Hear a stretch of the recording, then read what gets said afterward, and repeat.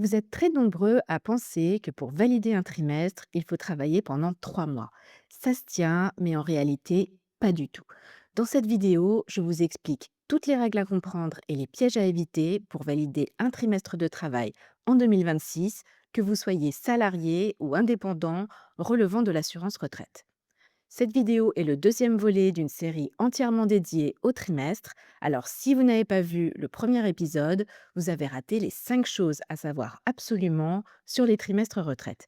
Pour les découvrir, retrouvez cette vidéo sur ma chaîne et d'ailleurs, pour me soutenir, abonnez-vous, likez ce contenu et partagez-le autour de vous. On se retrouve juste après ça.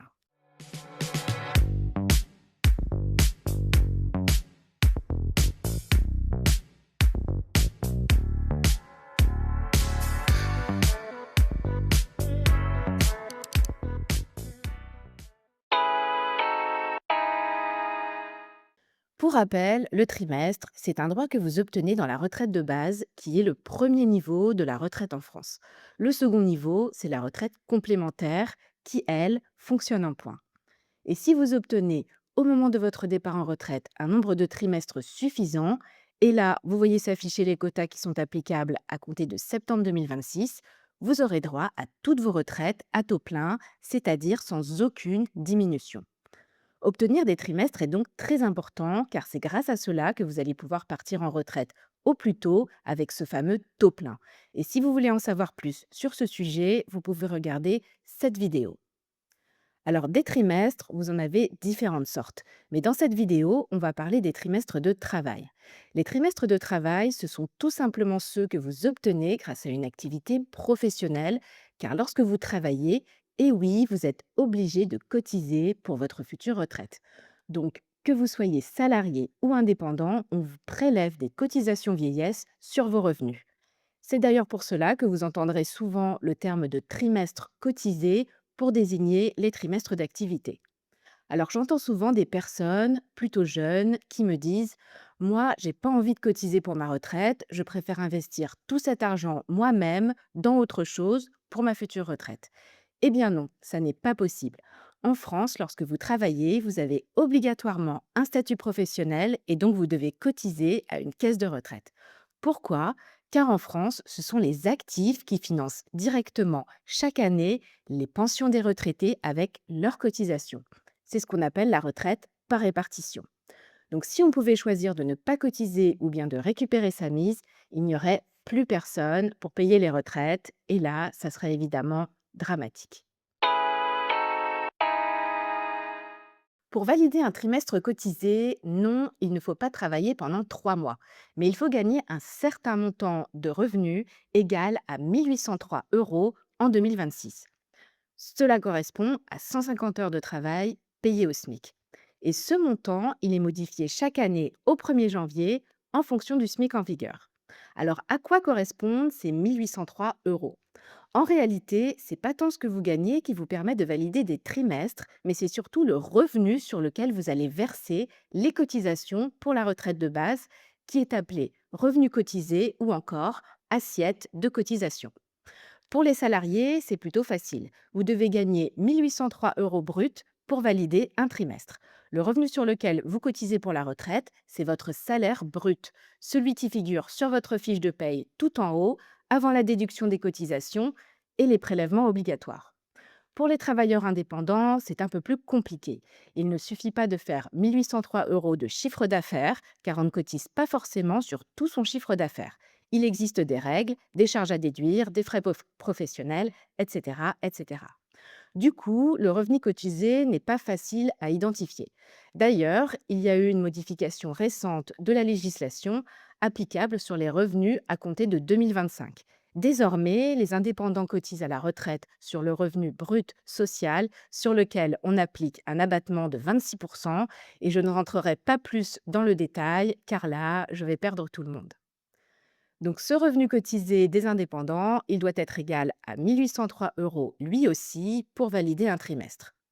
Pour les auto-entrepreneurs, on dit aussi les micro-entrepreneurs qui relèvent de l'assurance retraite, c'est encore un peu différent, car ils déclarent un chiffre d'affaires et versent toutes leurs cotisations sociales sous forme d'un package global dans lequel on va trouver les cotisations vieillesse.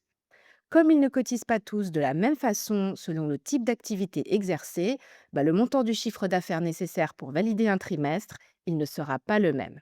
Alors, je vous épargne les détails du calcul du chiffre d'affaires nécessaire pour valider un trimestre, mais je vous l'affiche dans ce tableau valable pour 2026.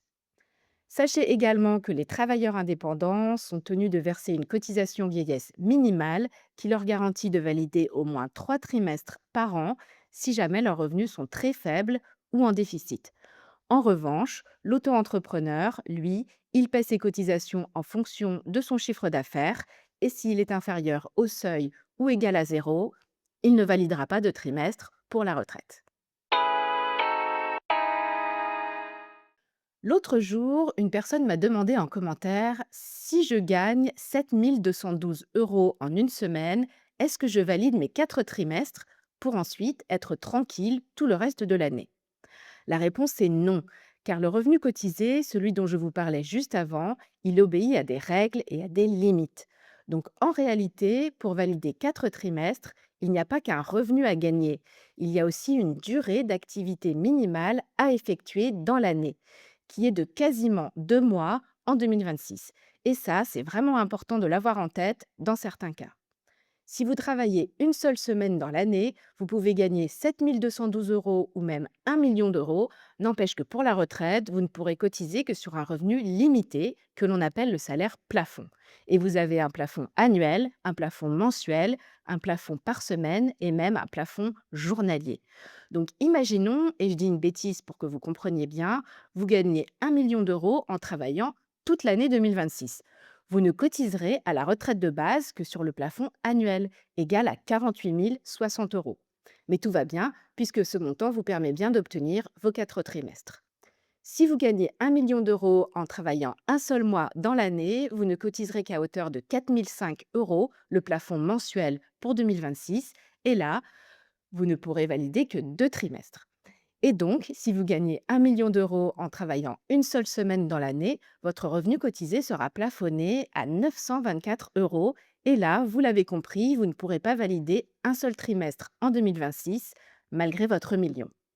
Donc la retraite de base, quoi qu'il arrive, elle est plafonnée à ce plafond défini en fonction de votre temps d'activité dans l'année. Et en bas de cette vidéo, en description, je vous mets le lien vers le barème officiel des salaires plafonds applicables chaque année. On me demande souvent si on valide toujours ces 4 trimestres dans l'année en cas d'activité à temps partiel. Alors, dans la grande majorité des cas, oui, puisqu'en travaillant une année entière, on arrive plutôt assez facilement au seuil de 7 212 € qui permet de valider 4 trimestres, même en étant à temps partiel. Le hic, c'est plutôt pour les personnes qui ne vont pas travailler toute l'année, car vous avez la règle du salaire plafond que je vous ai expliqué juste avant, et ce plafond, il va être réduit si vous travaillez à temps partiel. Prenons un exemple, cela sera plus simple à comprendre. Imaginons une personne qui travaille 3 mois dans l'année et qui gagne 2 500 € brut par mois. Elle va donc gagner 7 500 € pour 3 mois d'activité. Si elle travaille à temps plein, son salaire plafond sera égal à 12 015 €. Donc tout va bien, elle ne le dépasse pas et elle valide bien ses 4 trimestres avec ses 7 500 €. Mais si elle travaille à mi-temps, c'est-à-dire à 50%, son salaire plafond il sera réduit de moitié. Donc pour 3 mois d'activité, elle ne cotisera à la retraite de base qu'à hauteur de 6 007 € et avec ce montant, elle ne validera que 3 trimestres au lieu de 4. En matière de validation de trimestre, il y a 2 règles importantes à connaître. La première, c'est que quel que soit votre revenu ou votre situation, vous ne pouvez valider que 4 trimestres par an. C'est le quota maximum. Donc même si vous atteignez le plafond annuel de 48 060 €, vous ne validerez pas 26 trimestres la même année, on n'en retiendra que 4. La deuxième règle à savoir, c'est que l'année du départ en retraite, en plus du revenu minimum, vous devez effectuer un trimestre entier en temps pour le valider. C'est l'exception. Dans ce tableau, je récapitule les conséquences de cette règle. Donc, par exemple, si vous partez en retraite un 1er mars, même si vous gagnez 2 000 € bruts en janvier et février, vous ne validerez pas de trimestre. Vous devez partir au moins le 1er avril pour valider votre trimestre. Cette règle, elle est vraiment importante pour les personnes qui veulent partir avec tout leur trimestre et qui arrivent à la dernière ligne droite de leur prise de retraite. Les trimestres cotisés, ils sont validés automatiquement suite aux déclarations de vos employeurs ou aux vôtres si vous êtes indépendant. Vous n'avez donc aucune démarche à accomplir, juste attendre que les trimestres s'intègrent à votre carrière. Savoir combien on a de trimestres cotisés peut être utile dans certains cas, comme par exemple pour savoir si l'on est éligible à un départ en carrière longue où l'on va retenir majoritairement vos trimestres cotisés. Et si vous voulez en savoir plus sur ce dispositif, regardez cette vidéo qui vous explique tout, ou bien celle dédiée à votre génération si vous êtes né entre 1964 et 1967. Vous pouvez aussi chercher à comprendre pourquoi telle ou telle année, vous n'avez pas validé vos 4 trimestres cotisés, à l'occasion d'un job d'été par exemple, en début de carrière, et également chercher à vérifier le salaire pris en compte par la retraite de base et s'il correspond bien à vos fiches de paye. Car parfois, à 1 ou 2 € près, on rate la validation d'un trimestre. D'ailleurs, pour connaître le salaire minimum pour valider un trimestre pour toutes vos années de carrière, je vous mets en description de cette vidéo le lien vers le barème officiel. Le problème, c'est qu'au fil du temps, il devient de plus en plus compliqué de vérifier ses droits retraite et d'obtenir des informations simples et lisibles. Avant, tout le monde avait accès à son relevé de trimestre sur le site de l'assurance retraite. Ce document qui vous indiquait clairement, année par année, le type de trimestre obtenu, le nombre de trimestres correspondants, le salaire pris en compte par la retraite de base, ou le revenu si vous êtes indépendant. Du coup, c'était vraiment ultra simple de vérifier ces trimestres, le revenu pris en compte et de faire le tri entre trimestres cotisés et non cotisés. Mais ce relevé, il a été supprimé. Depuis quelque temps, déjà pour les personnes âgées de moins de 55 ans et pour les plus de 55 ans aussi, apparemment depuis quelques jours, et nous sommes début juillet 2026 au moment où je tourne cette vidéo. Du coup, pour faire le point sur ces trimestres, il reste le relevé de carrière avec tous vos régimes de retraite, c'est-à-dire ce document que vous pouvez vous procurer en suivant le mode d'emploi en PDF, dont je vous mets le lien en description. Mais je ne vous cache pas que pour quelqu'un qui n'est pas expert de la retraite, ce document est plutôt difficile à décrypter, car vous avez une page avec tous les trimestres, sans distinction entre les cotisés et les non cotisés, puis vous avez cette page-là qui est assez fouillie. Vous y retrouvez vos périodes de travail, mais vous devez parfois faire une véritable analyse, voire même des calculs, pour trouver année par année le revenu qui a servi pour le calcul de vos trimestres. Car les revenus indiqués sont mélangés et même parfois en double avec ceux de la retraite complémentaire qui a des bases de cotisation différentes. Je vous avoue que je ne comprends pas pourquoi on ne laisse pas à tout le monde un accès direct et clair aux informations importantes de sa carrière, et le revenu cotisé à la retraite de base en est un, puisqu'il permet de vérifier ses trimestres, mais aussi de calculer la moyenne de ses meilleures années de carrière qui sera utilisée pour le calcul de la retraite de base. Cette vidéo est terminée, j'espère qu'elle vous a plu et que vous avez appris des choses. Et si c'est le cas, dites-le moi dans les commentaires. Dans le prochain volet de cette série de vidéos sur les trimestres, je vous parlerai des trimestres gratuits, ceux que vous pouvez obtenir en cas de chômage, de maladie et dans bien d'autres situations encore. Alors abonnez-vous à ma chaîne et n'oubliez pas de liker pour me soutenir. Je vous dis à très bientôt.